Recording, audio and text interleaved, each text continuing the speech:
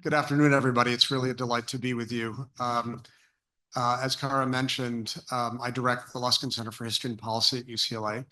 And that is one of the reasons why I feel so really delighted and privileged to be here today, because we at UCLA and the Wende share a very deep passion for using history as an essential guide to understand how we got where we are today, and as a chart for imagining a better future. So we share that impulse to apply the depth of historical research to an understanding of the present. And it's really so rewarding to see how that vision is being realized here at the Wende in its very short history. It really has accomplished an enormous amount.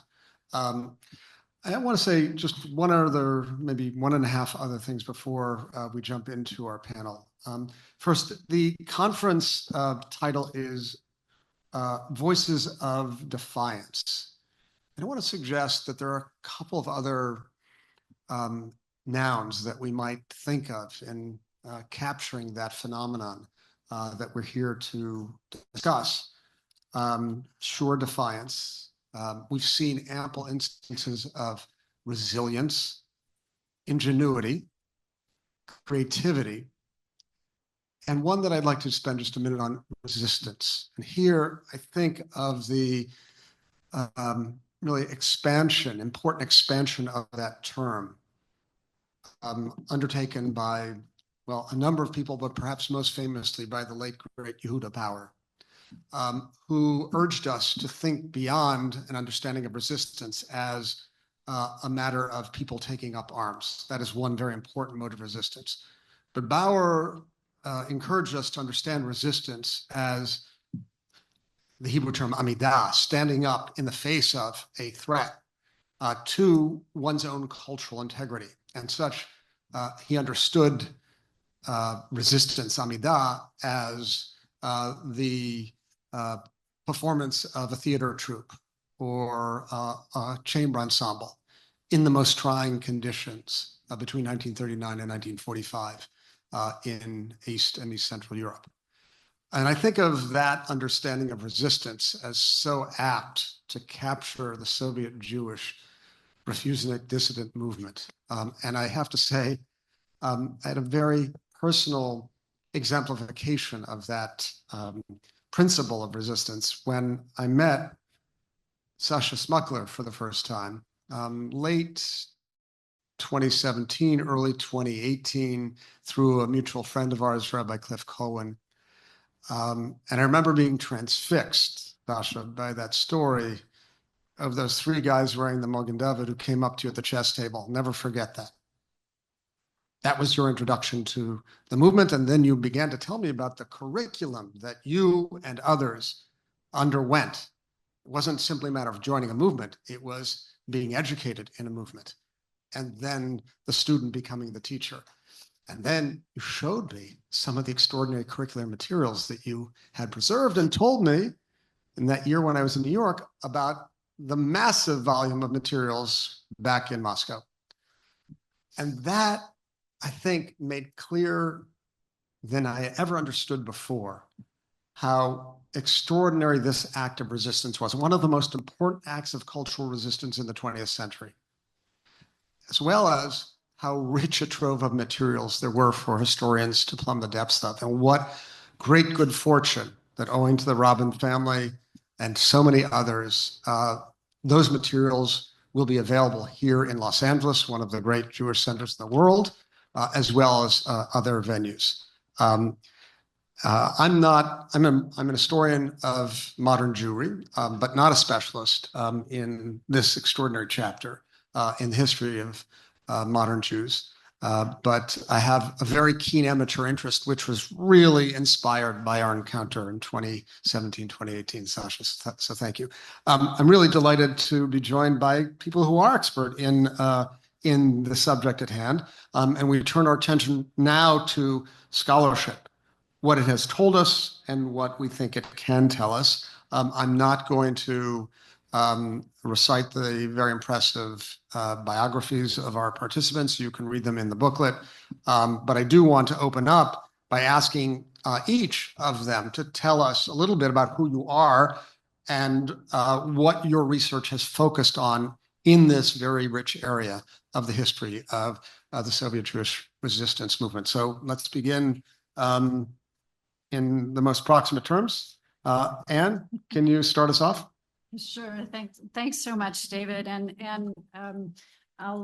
It's been said before, and of course, from my perspective as well as a scholar, I just come with so much gratitude and humility to talk with people who have been the players in this history and who have supported the research of this history, research in which I've been engaged for a number of years.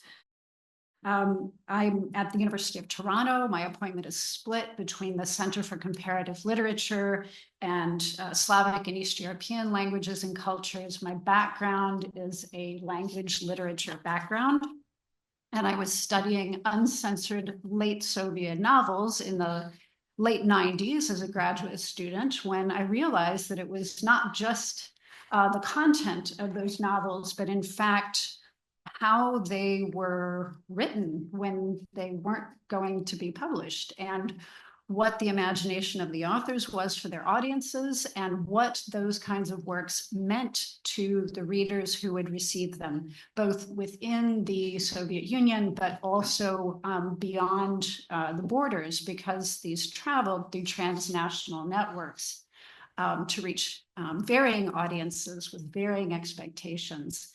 And that network of Samizdat, this self or underground publishing, and Tamizdat publishing over there, many of those things coming back to the Soviet Union, getting reproduced and shared. And the way that fostered a sense of meaning and value, community and solidarity was fascinating to me. And it took that literary imagination into sort of areas of social creativity that stunned me and occupied me for the next 2 decades. So the Samizdat text is something that we had a chance to see here on the second floor of the Wende and in some of our digital images. It's really an extraordinary artifact. And it's a kind of resistant artifact, to pick up your term, David, because it's normally not very visually compelling and sometimes not even terribly readable. But it comes to life when people talk about it, because such handmade texts carried knowledge and meaning that was suppressed at the official level. And sharing them helped bring Soviet people together again. And it helps enliven the history for us now. And we've had this so vividly illustrated with Mr. Smuckler's stories about Exodus, that text, and what it meant to readers in the Soviet Union. My colleagues and I were involved in a volume that's just come out. We talk about this as the counter archive. It's the repository of voices and information produced not by state authorities or big established institutions, but by the people themselves, often at the risk of repression and reprisals for themselves and family members. And the study of this counter archive, known as Samizdat, is something that I was interested in quite broadly, with a particular interest in Jewish Samizdat as part of it. And part of the challenge of researching it was the variety and dispersal of archives. This research led me to dozens of archives over the years in Russia, Germany, Israel, the US, Hungary, and Canada.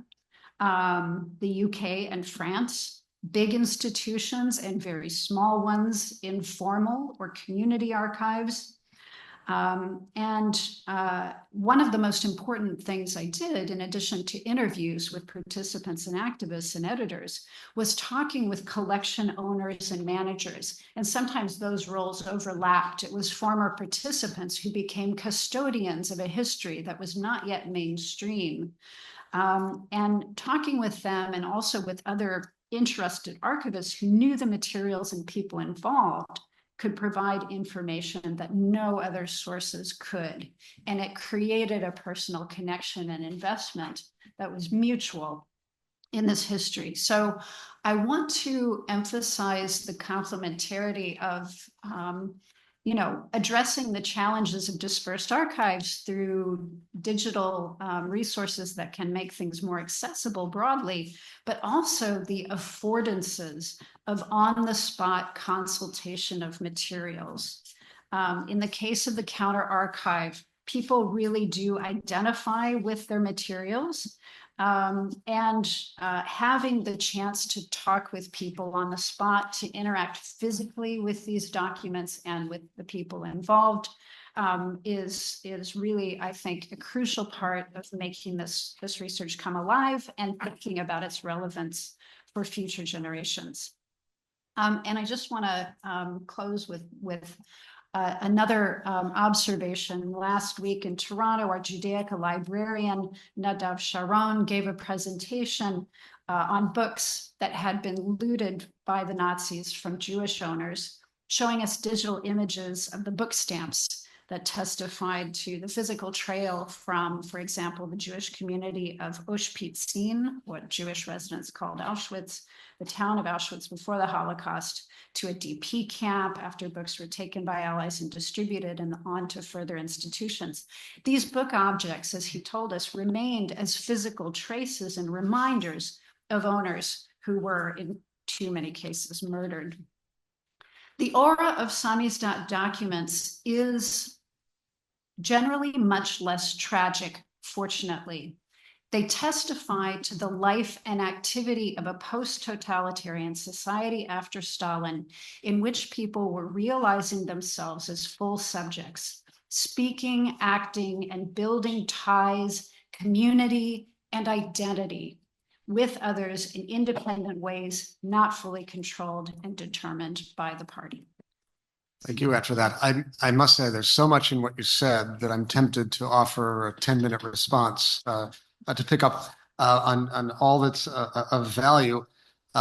Almost everything you said is of value, but I do just want to highlight your own important point about form as well as content. We tend to sort of be captured and captivated by the stories, but you're calling attention to the importance of form, the form of samizdat, which in its own very important way was community creating. Yeah. The very secretive, subversive nature constituted community in and of itself. Something I guess I hadn't thought of in this context. But let us turn our attention now to the words of your co-author. You and Michael wrote a book called A Time to Sow. No? Pardon me? That's the book. Pardon me? That's the book. He That's says. the book. That's the Time of Sow. Yeah. Yeah. Is You that what you wanted just- to show it. Oh, I see. Oh, thank you. I'm not a visual person. I wanted to just talk it, but okay. Now I've shown it. Thank you. Refuseniks life in Leningrad, and a subject which you bring very considerable personal depth to. So please tell us a bit about yourself and your work. Little bit. Thank you, David. Little bit disoriented what to speak about, but I know that I sit here, present here two roles of mine. From on one side, I am a long-term refusenik, and I experienced all those events and things which we are talking about. And on another side, I am a researcher of that period, a scholar in Jewish history of the Soviet Jewry. So, and these two sides, my training together with my personal experience, I believe it helped me together with Anne to build a book which is just now you saw. So, and while the writing of the book took many years, and I'm going to share very briefly with certain difficulties when you are writing about Refuseniks in the Soviet Union. What kind of difficulties? Very shortly. The first thing, of course, it's availability of the documents itself, or documentation. We are here. We speak about it already from the morning. And that is an important problem, of course.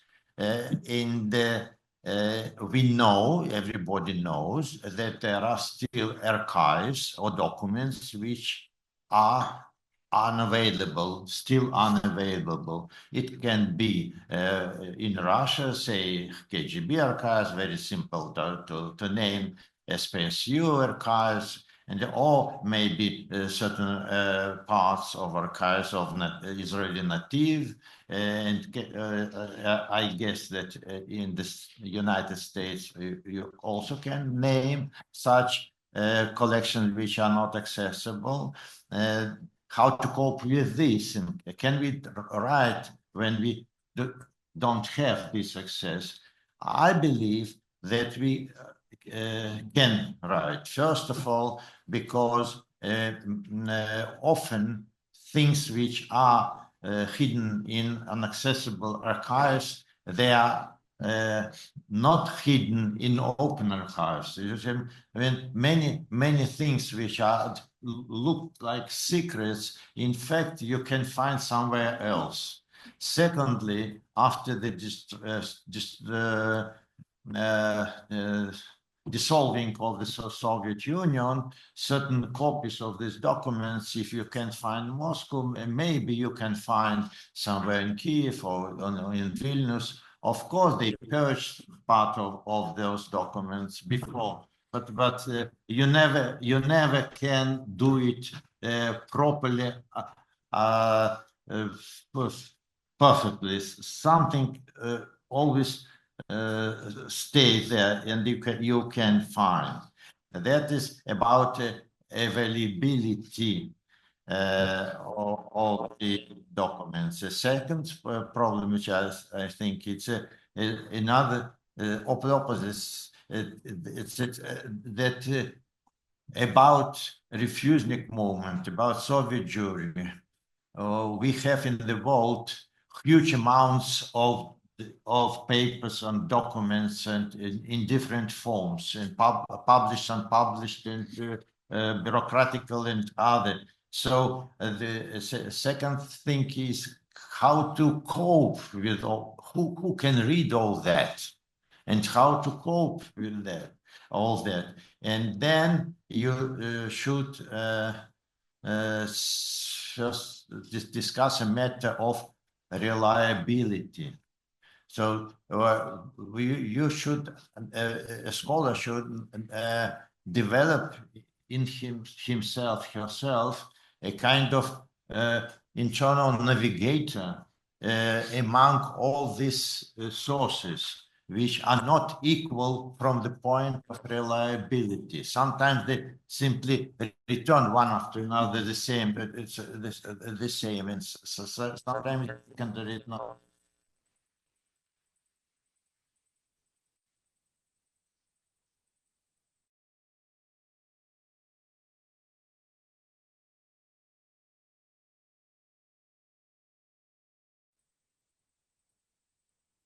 What kind of sources?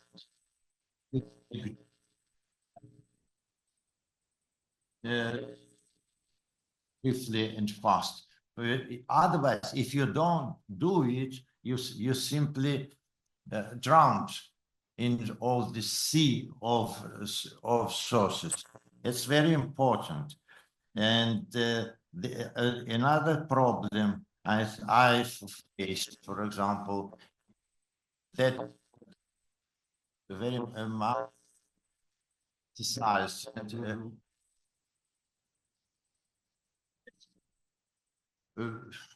completely heroical, I would say. But people are people, and the Jewish movement is not dissident movement. Dissident movement, people were recruited to the dissident movement out of their own church.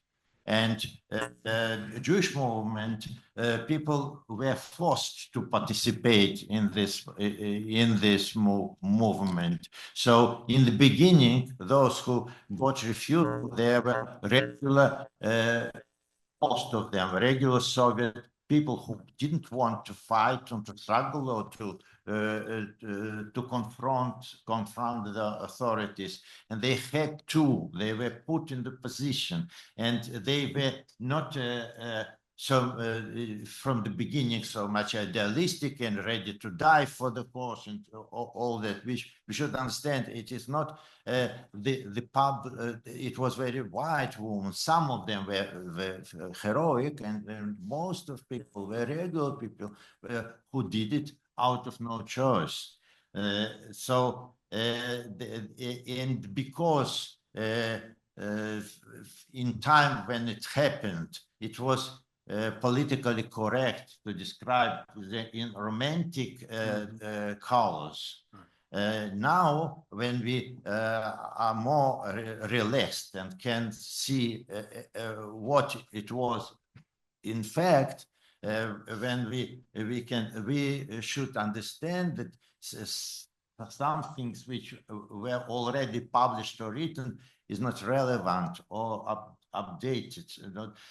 And for example, I published a number of articles about the financial side of the movement, about how the movement was funded.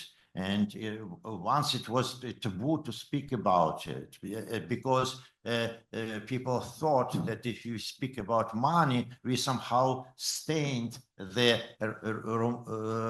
heroic nature of the movement. I don't think we should continue with this in the same vein 40 years after. I want to ask you a question, if I may, from the beginning of your remarks about being both a refusenik and a researcher. Was there a transition or a moment at which you could identify that you were no longer a refusenik and were now a researcher? Or were you always a researcher? Did you always have an eye of the historical significance of this movement? David, if I understand, you want something from my biography, right? Yes. Yes. Oh, okay. I was born into a very Jewish family. And when I was 12, almost 13 years old, my father decided that his time has come, and and took me to the choral synagogue. It was before I didn't know where it was. So and at the synagogue, it was Simchat Torah, of course, massive people, and I approached Israeli diplomat, and Israeli diplomat gave me kind of beige, small, very small pin with the Magen David, with the flag of Israel. And it was for me treasure for many years until I lost it. So when I was that was my introduction, and I don't speak about anti-Semitism because otherwise we can stay here another year. And when I was 19 and already second year student at the Polytechnical Institute, now university, studying physics and mechanics, I was invited by a friend, student, to study Hebrew. It was my first experience to take several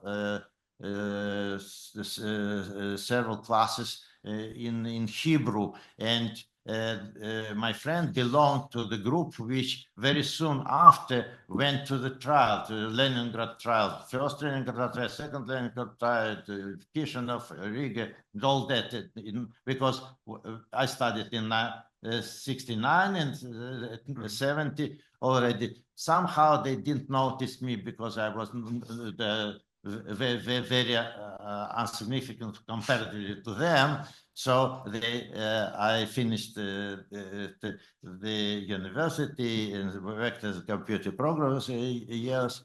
And only 10 years later, 79, I was brave enough to apply for a visa to go to Israel. And then I received a refusal and stayed in refusal 7.5 years. And during these years, I was really involved. That time I was really involved in Jewish, all kinds of Jewish activity, and in samizdat, and in lectures, in my own seminar, and excursions around Jewish places of interest in Leningrad, and in demonstrations, and almost in every kind of activity. And during these years changed my life completely, because when I was eventually allowed to make Aliyah, I decided already to become a Jewish historian, because it was so absorbing, it was so interesting, and I saw that people needed much more than my programming. And also because by that time I wrote my first book, which appeared, Sasha Smukler, which today quotes Smukler all the time, and justly he brought a copy of that book. So and I became a historian, and not only me, but also several of my friends who participated together with me in a seminar devoted to Jewish history and culture, similar to a seminar which Gennady Streich described here. So many of you had that background in Polytechnic and engineering. A little bit different background, but of course we knew about each. Okay, I think we're gonna move on. Thank you very much for sharing, Michael. That was extremely interesting. Shaul, first let me say, Shaul is not Elisa Ben Porad, who alas couldn't be with us today, and Shaul very graciously agreed to step in. And now please tell us a little bit about your story and what brought you to the research that you have received such great acclaim for in recent days.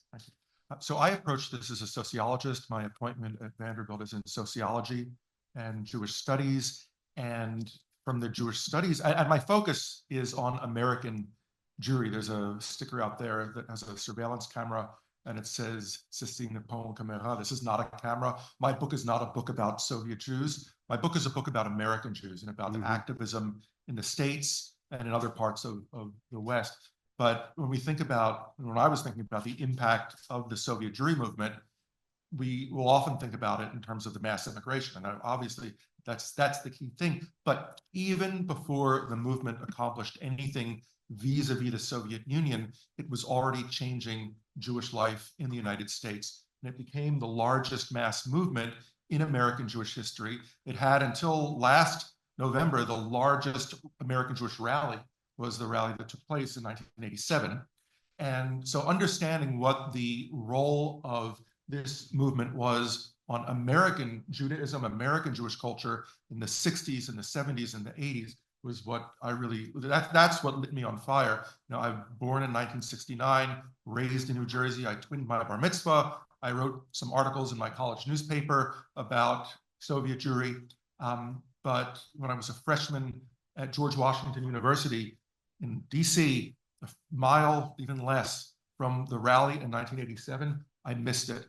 I flew up to Boston for my girlfriend's birthday. We got married. She was here last night. So, but this research is my penance for not having actually been there on the ground. Now, approaching it as a sociologist, the questions that my colleagues in sociology ask when they look at social movements And I'll say there's a lot of scholarship on social movements, and no one in the field of sociology has looked at that. So that to me is problematic. I wanted to correct that erasure of our history. That nobody's looked at, no sociologists have not looked at The Soviet Soviet for Soviet Jewry. No, it's not in the sociological canon of social movements that are worthy of being studied. Hopefully, now that sociologists is doing this, maybe someone else will also pick up on it. But they're asking questions, for example, about tactics. The basic approach that sociologists will take to studying the tactics of social movements is there's a tactical repertoire. You basically do what you know. And I'm looking at a movement that was inventing new tactics. The notion of flying across the Iron Curtain to the Soviet Union to deliver material support, to bring information out. That was brand new. They invented these tactics. And I found that the existing explanations in my own discipline didn't help me to make sense of this movement. So what I was looking at was really the culture of this movement, how in the States it invented mass mobilization tactics, because we didn't get to the rally in 1987, where within 6 weeks, we were able to turn out 250,000 people without decades of mobilization that were building up to that. If we had tried to do that in the early 1960s, it would not have happened. So I was looking really at the history of mobilizing American Jews to realize there's a problem and we need to step up and do something about it. So I'm just thinking back to what Zev Yaroslavsky said about how important the movement was for him in shaping his identity. And your story is the story of a community that found its sense of purpose. Very much so. And what Zev said is a common theme in the interviews with any of the American activists. I just want to think, just very briefly, new tactics were invented, new strategies were invented, and yet the story you tell really resonates with sort of the tradition of organizing in the United States, the Saul Alinsky organizing tradition. So what would you say is distinctly American? If while there was innovation, what are the American features of this movement that you called attention to? Yeah, there's a lot that's very American about this. If you think about in the 1980s, if Bernie Dischler were here, he would be able to tell the story. In the late 1970s, there's a fitness fad. People start getting into jogging and exercising, and it was a fad because no one expected that it would last. And you're getting the beginning of charity runs, and Bernie Dischler and Joel Sandberg in Florida, they're avid joggers at the time, and Yulia Kosharovsky was a runner as well. This is not just an American phenomenon. When they were going to the Soviet Union, they were bringing him specifically running shoes. So Bernie Dischler told Joel Sandberg, there was a race in Philadelphia. I entered on behalf of Yulia Kosharovsky. And I had a T-shirt that says, I am running for Yulia Kosharovsky. And he reports this to the press. He gets coverage. From that one choice of an individual to do this run, we had in the 1980s freedom runs. And it was a really common way of mobilizing. It's a charity run that's raising awareness for Soviet Jewry. Okay, it's very American in the sense that this is fitness fad, but also the name, Freedom Run. Freedom in the American Cold War context is a very, very American value. So there are a lot of ways that this was not just a Jewish movement in the States, it was very much an American movement. Great, thank you. Okay, Achronah Chaviva. Nadia, tell us a little bit about yourself and how you came to this research and what it has focused on. Hi. So first of all, I would like to thank to Justin and Sasha and all the people who were involved in organizing of this event, because for us scholars, it's not only the opportunity to present our research, but also to meet with outstanding people. I mean, I have read about you a lot, and to meet you today and to ask questions and to understand what was the story, for us, it's an outstanding opportunity. I'm relatively new in this field. Actually, I started to work on Soviet Jewry movement around 10 years ago. I moved from Ukraine to Moscow and became a vice dean of the Faculty of Social Sciences and Jewish Studies in Moscow. And the dean of the faculty, Professor Mika Mikhail Chlenov, He was the dean of the faculty, and 1 month after my PhD graduation, I came from the field of linguistics, Slavic languages. He said, "Look, Nadia, you need to understand, languages are not relevant anymore. You need to become a real researcher. So I invite you to join the real research direction to become a scientist, yes, in the field of Soviet Jewry movement." So he invited me to join his archive, and I became a volunteer. 3 times per week, I came to his archive. First of all, I was shocked by this story because I realized that I knew nothing about it. Thousands of boxes were waiting for me, and I started to organize them, and actually I made the digital copies of different documents, and I became actually the source for different people around the world. I scanned the documents and we sent them, for instance, to Israel, to United States, and in such case people had a chance actually to write their research papers, books, and so on. After we decided to immigrate to Israel, and I met Init Wertman, who became a dear friend and the supervisor in my research direction. I became a postdoc in Ariel University. And we also started to make digital copies of the documents. Today in my university, I'm a lecturer in Department of Multidisciplinary Studies, and actually, I'm a researcher also in the Soviet Jewry movement in Shalom Hartman Institute in Jerusalem, and have different positions in Ariel University in Israel. So I and my students, we made about 10,000 different documents, I mean, digital copies of these documents. And I believe that in future, we will conduct a lot of different research projects. So actually, this is how I started to work on Soviet Jewry movement. My first paper was recently published, and the paper was about female voices in Soviet Jewry movement. That's why some of stories that I heard today, I would be happy to add them to next publications. When I saw actually all of these historical documents, I realized that married women, unmarried women, and young ladies were treated in a very different ways in Soviet Union. And I realized that it's very important also to write about this story. What was very surprising for me that in Moscow, I have visited the lecture of Yosef Mentelevich, and I was so much inspired by his story, and I realized that Soviet Jews, we were like heroes, and it was our important story. And you know what? When I joined the forces, I mean, when I started to work on digitalization of archive of Init, I realized that we were not alone in this story. It was the whole new world for me to understand that it was the global Jewry movement, that we had so much support from different countries.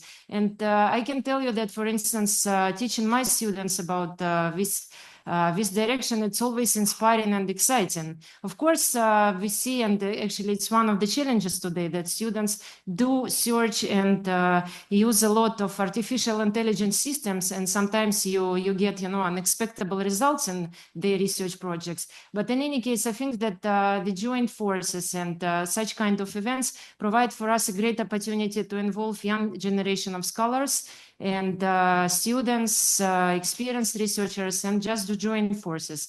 So this year, I'm working with my colleague from United States on the book on community resilience of different national communities. 2 months ago, I got a letter from my colleague, and he said, I'm working on different national communities, and I can't find somebody who will write about Jewish community. I was surprised, and I said, of course, I will be happy to do that. So I hope that in a few months, I will already share the results of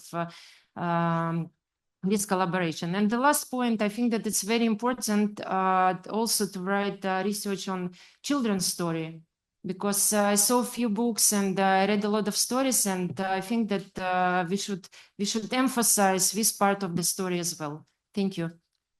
Thank you. So I'm really interested in your kind of commitment to recover the voice of women.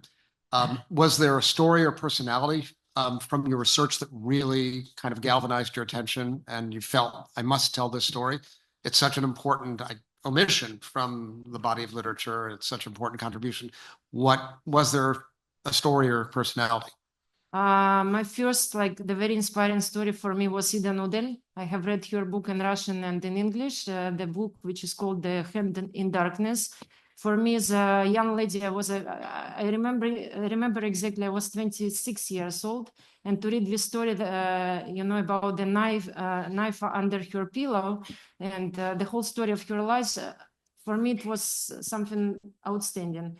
I have met Natasha Ratner in Jerusalem, and she is absolutely incredible person. She is very active, and she also provided for me a lot of, letters and correspondence. And I had all of this, stories in front of my eyes.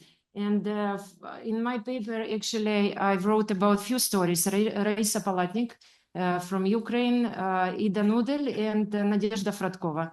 Nadezhda Fratkova was the case of punitive medicine, and I think that we should tell about this part of the story as well. None of these women, Ida Nudel, Raisa Palatnik, and Nadezhda Fratkova actually had families. After they escaped the Soviet Union, they didn't create their own families. And being a mom, I understand, how hard it was, and I think that it's very important. Of course, as if they were married to the movement. Yes, and I think that it's very important to actually to divide and to write about it, about married women and their struggle, and about unmarried and young ladies who took part, and of course about international women campaigns. Unfortunately, I can tell you that, for instance, I tried to reach some of these ladies who were in 35 Women's Campaign, and to find some documents in different archives, but it's still very, I would say, complicated to find in one place the documents about female voices in this movement. Thanks. Do you want to jump in? Let me add about female voice. Please. I would like, if already Nadia started this topic, I would like to add my own what I know, not my story, but story of a woman which generally was overlooked, but she wrote tremendous memoirs. I speak about Elena Kuna case. The Elena Kuna case in Leningrad was not in the center of the activities, Refuseniks activity. She suffered by herself, but suffered tremendously. What actually happened?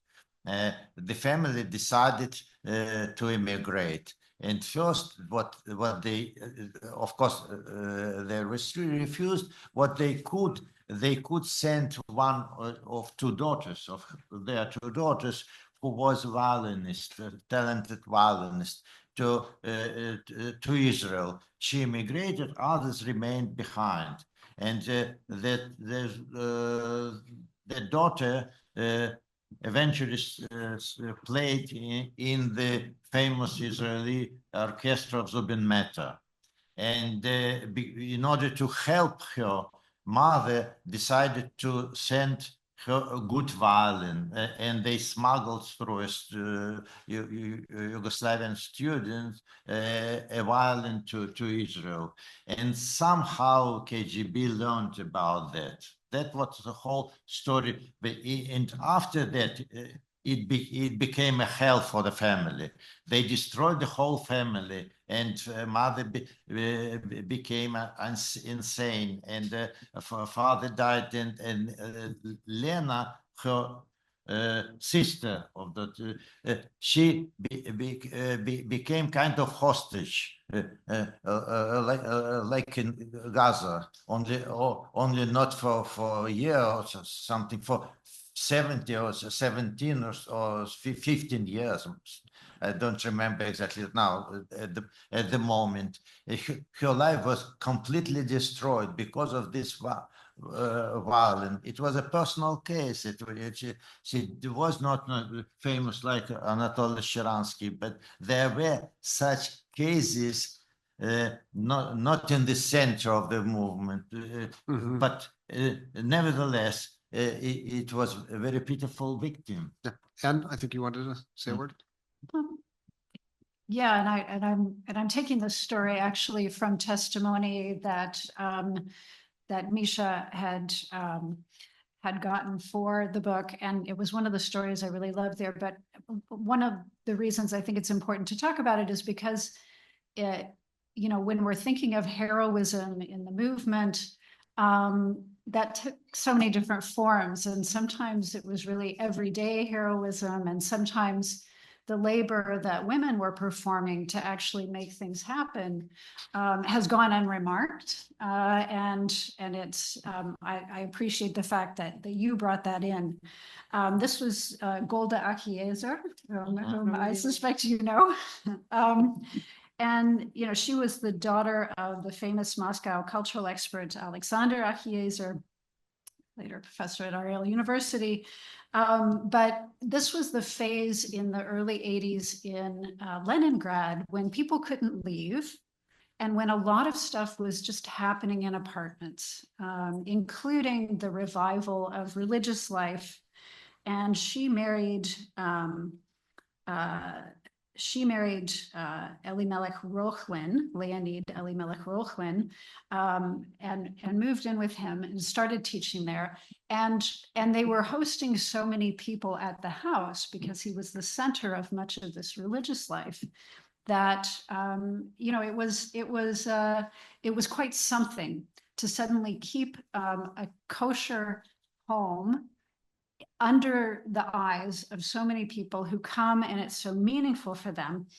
Golda recalls, on the one hand, you're surrounded by like-minded people, and it seems that the people are generally sympathetic. I can't say anything bad about anyone.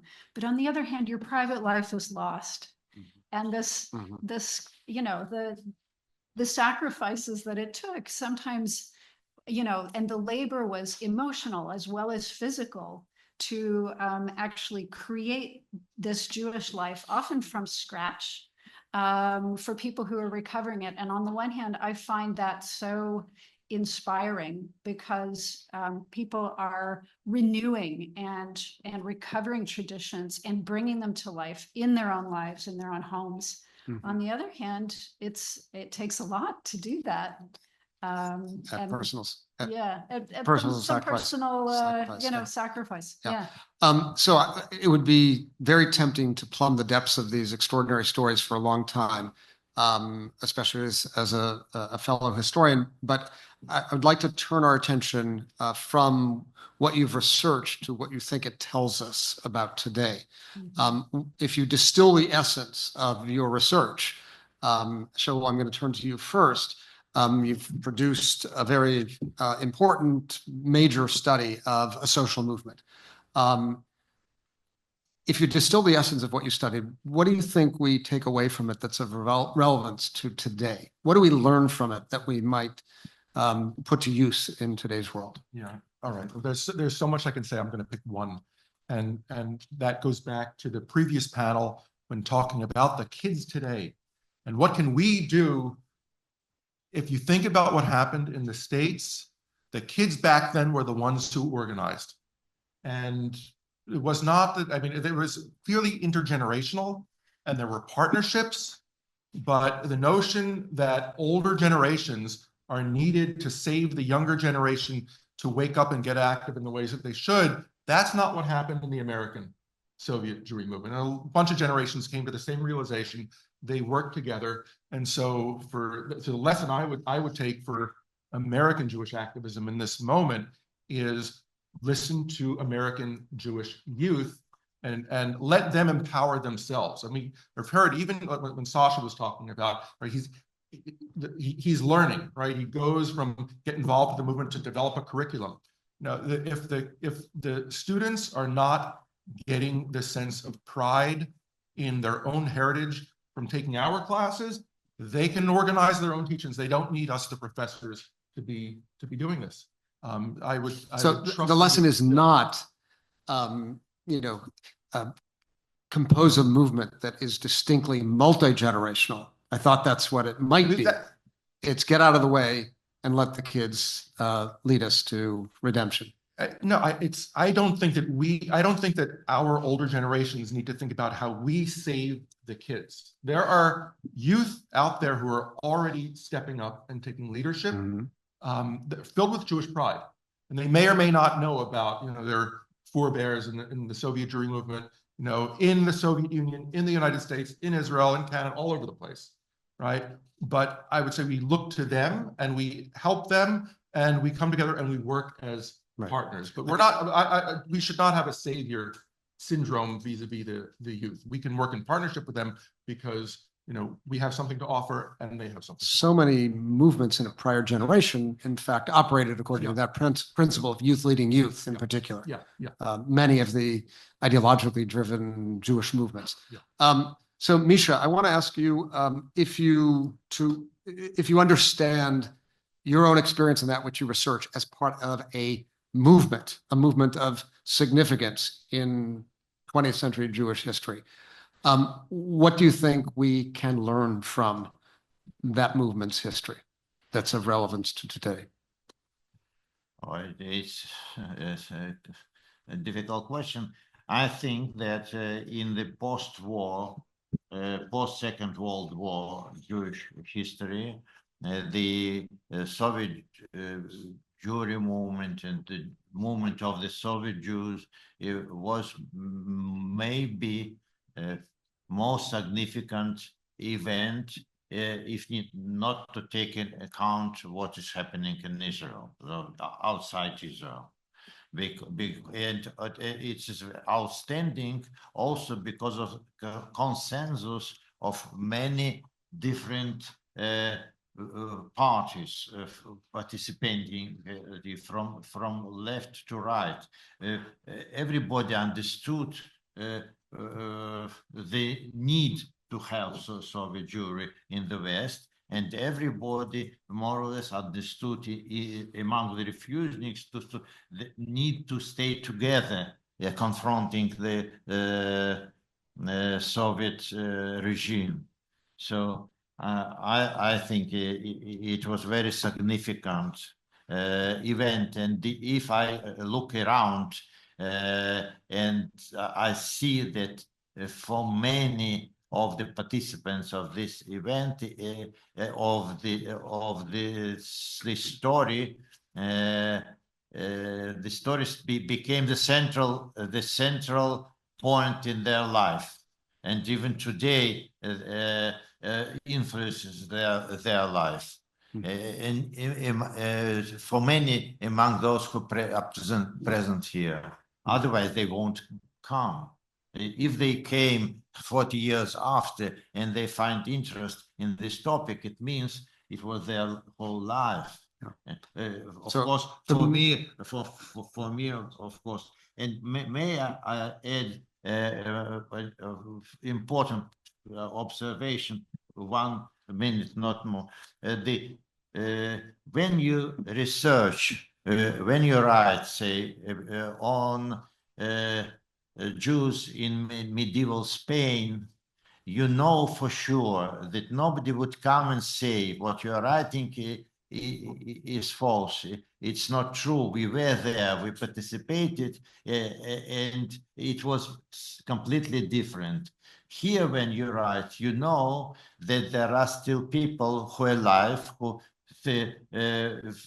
in their mind and know how to confront, and maybe they are not satisfied how you presented their stories, or underpresented, or presented in a bit in a negative or not completely positive life, and not completely here to the easiest thing to write something sweet, complimentary, apologetic story, but the story won't last. Will die after a generation. It will need a revision once again. If you write a true story, then you risk all these conflicts, and I'm not sure that you need a bodyguard after that.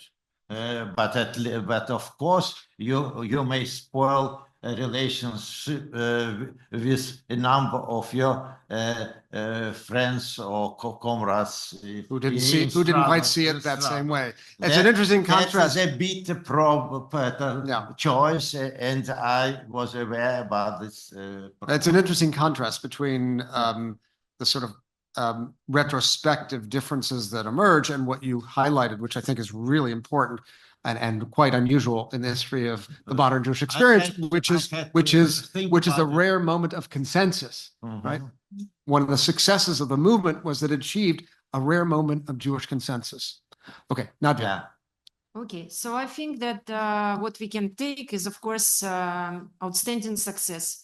You know, I must confess it's not simple when you start teaching different courses on Jewish diaspora and Jewish history.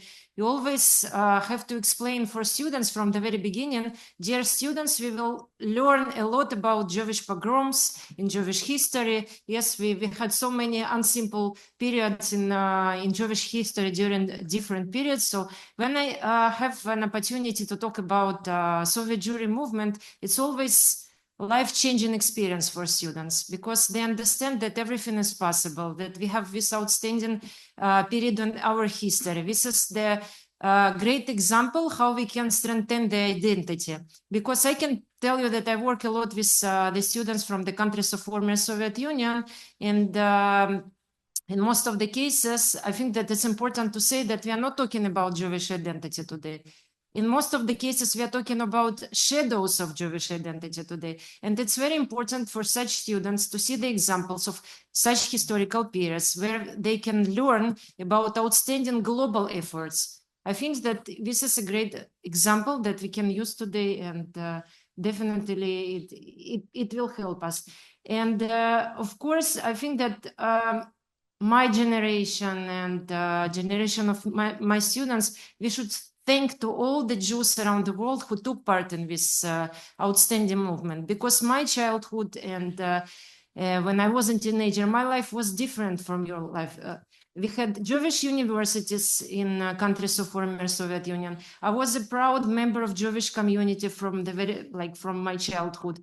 I wore the Star of David, and it wasn't an issue for me. Of course, when the war between Russia and Ukraine started, we were reminded about our roots. It wasn't even a question that it will come. But in any case, my childhood was different, and I had all of this wide range of opportunities. So I think most of us should thank to all of you for these outstanding efforts, you know, doing it for us, because when I decided to immigrate, I just had to show my passport and my birth certificate, and that's it. We didn't experience any problems. So this is, I think, the main lesson that students today should learn, and different generations. I think that anti-Semitism, it's the new issue for all of us. I mean, anti-Semitism around the world, and we should learn from this historical period how to emphasize global efforts, like to struggle with it. Right. International efforts to Yes, arrive at a strategy to combat anti-Semitism as a global phenomenon. Yeah, what I see today, that we have so many highly educated people around the world. We have you who have all of this outstanding experience. We just need to sit together and to understand how to struggle with it. Right, to regain that moment of consensus that Misha was speaking about, perhaps at a global level. Okay, Anne, thoughts? So two things. I started this work many, many years ago, and my own scholarly monographs gave me the kind of scholarly credentials and position to step into some passion projects, including helping with Yuli Kasharovsky's English edition of his history of the Jewish movement in the Soviet Union. It was an honor to work on that, and it's been an honor to work with Misha Beizer on A Time to Sow about Leningrad Refuseniks life. And I'm so glad. But when I began that, I couldn't know the degree to which collaborating closely with my Israeli colleagues would seem significant in the North American Academy at this moment. And so in addition to wearing a Mogen David constantly now on campus and elsewhere, you know, I make sure to talk about this book, and I talk about these collaborations, and I say it's important for us to continue our scholarly commitments and communities and write a true history that is inclusive of voices in all of these ways. And I couldn't be prouder to be involved with this kind of work. The other thing I want to say relative to the network of institutions and collections that we see coming together around this history. I love the way there's this leveraging of the grounding in local traditions and histories, including the tradition of activism here in California, that provide this kind of historical ballast and reason for the Wende to be doing what it's doing here, and connecting in meaningful ways still to the larger network of efforts in solidarity. There are challenges, of course, in linking and maintaining digital collections and resources that should not be underestimated and must be talked about. I also want to say that as a research scholar, there's a lot of value to knowing that there's a larger collection of materials on site that one can be alerted to through some of the teasers and samples that are online.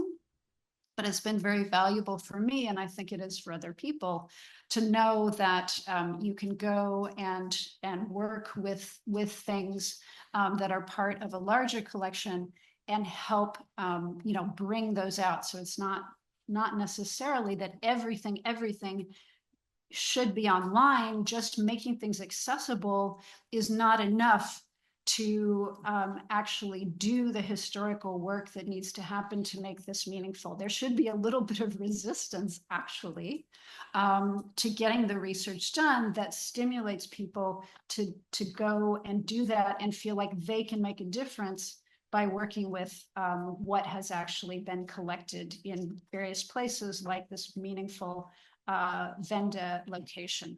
Great. Okay, so in our last 5 minutes, I want to ask our three remaining panelists, and you really kicked us off for the final round by talking about the future of the archive. So amongst the things we've heard about the archive is it's been digitized, it's being digitized, it's dispersed, Misha told us, and you posited this idea of the counter archive, or as my colleague Kelly Letter Hernandez would say, the rebel archive, right? The archive of resistance against the official state archive. So just very briefly, Misha, what do you think the next stage is in research on this topic in light of the archive that is emerging? Briefly, because we have about 5 minutes left and three people. It's a good question, and I can tell you professionally about everything. Only a couple of points.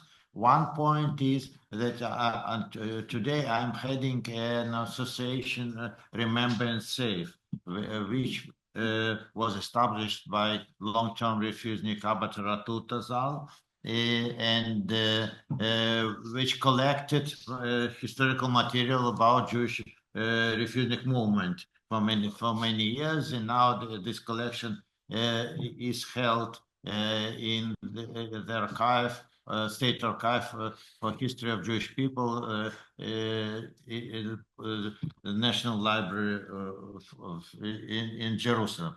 That's one answer. It's one source. Another very interesting source of documents for us, for Anne and me, was the huge luck to work with private archive of Martin Gilbert, Sir Martin Gilbert. Martin Gilbert's archive? Now it is almost inaccessible, but it was a very narrow opportunity to work with this in London, and I stayed there and read 150 boxes and made many photographs. After that, what was special in Gilbert's archive? Many people unjustly believe that if they write to Gilbert, Gilbert will help.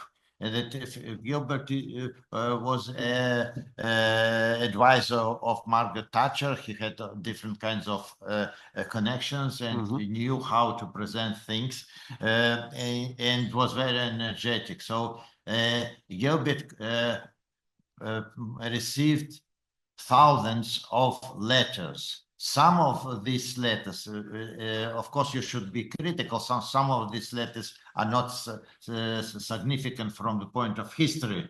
from the point of fate of somebody might be, yes, but of history the same or but in the but there are letters very revealing and very interesting. What I never met in any other archival collection. And another source which we used but we did not use fully, and I recommend if somebody continue to use it more substantially, this trip reports which were mentioned here, trip reports of shlichim, of those who were sent from the different organizations across Soviet Jewry. It also depending if the author of the report was well prepared to face and to understand what he says, or she, it can be a very resourceful, so very important source. Because I believe that the source is better when it is closer to the event. When it is, when you interview even very smart, very interesting central people, but 40 years after the event, it is less.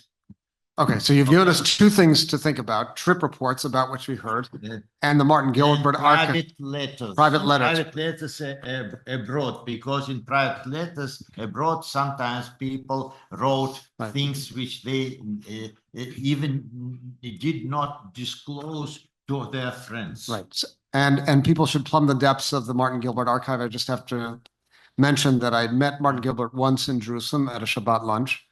And he was, as you perhaps know, an absolutely extraordinary storyteller. And he told a story of a recent adventure he had when he met a Chechen warlord in the mountains, who it turns out was half Jewish, and thus began a very long unwinding of a tale that only Martin Gilbert could tell. Shaul. Like this, yeah. I was doing part of this research during COVID, and digitization made it possible for me to continue doing the research. You know, any archive that I had to travel to and didn't have it online, I just couldn't get to it. You know, the stuff that was online, you know, so now it now becomes part of a historical record because it was available. Nadia had said, you know, in speaking to her students about this was global Jewry. I think that one of the real potentials for digitization is to tell an interconnected history of this movement. And, you know, most of us are working transnational, global, in the Soviet Union, in Israel, with the government, and in the West, US and the entire West. You know, most of us are working in our own little niche. It also takes skills to be able with the language skills and but having everything digitized, I think, can make the connected history easier. This panel augurs towards that wider transnational history. We have people from 3 countries here on the panel. Nadia. Okay, so I will mention 3 points. First of all, digital archives, great initiative, very important, but we should understand that a lot of universities around the world use different platforms for digital documents. So we should unite the forces and to understand that the system should be the same one, because only in such case we will create a platform. This is actually the main challenge that I realized when I decided that I will be able to establish the great digital platform on the website of the university. Second point, we should have a great cloud for a lot of documents, and we should create a system how the students and people around the world will easily find these documents. What does it mean? I can tell you directly, students will not spend hours in archives to find scholars to find appropriate documents. We should create the system with keywords. For instance, if I'm looking for specific person or specific year or specific organization, one click and then I should find thousands of documents. In such case, we will develop this direction in different spheres. The second point, you can see we represent at least 4 universities here. I think the main effort should be to involve as much as possible young researchers. I'm talking about master students, PhD students, and postdoctoral fellows. If, for instance, we take one student who will be during 4 years of PhD studies, will be affiliated with 4 universities and will have 4 scientific advisors who work on this research direction, I mean, Soviet Jewry movement, you can imagine what student, what researcher we will get in 4 years. It will be outstanding lecturer in his or her university who will provide outstanding courses and outstanding opportunities for young researchers. I think this is the great point. And the third one, I think that we should after such events, immediately we should discuss what are the next steps about. I mean, joint scientific supervision, digital archive. And the last point, I think that when we are talking about students, digital archive, it's very important, but we should also create the system of educators who will be able to conduct such research. What does it mean? I think we should organize, maybe even here, summer institutes, winter institutes for researchers who will arrive, who will study at least 2-3 weeks with outstanding experts in the field who will provide us all the necessary skills, how to develop the course, how to write a syllabus for such course, how to invite your colleagues from different spheres to work on this research direction. To provide a quality of research today, it's not enough to be historian. It's not enough to be from the field of social sciences and humanities. You need to be a multi-level person to do it in the right way. I can tell you, for instance, if we create digital archives, if we have all of these outstanding students, I mean PhD students, postdoctoral fellows, but if we don't work today with artificial intelligence systems, in few years we will be in the same situation. So we need to collaborate efforts with different people, different research directions, and to make everything possible. So on that very detail-oriented, practical note, I'd like to thank our panel.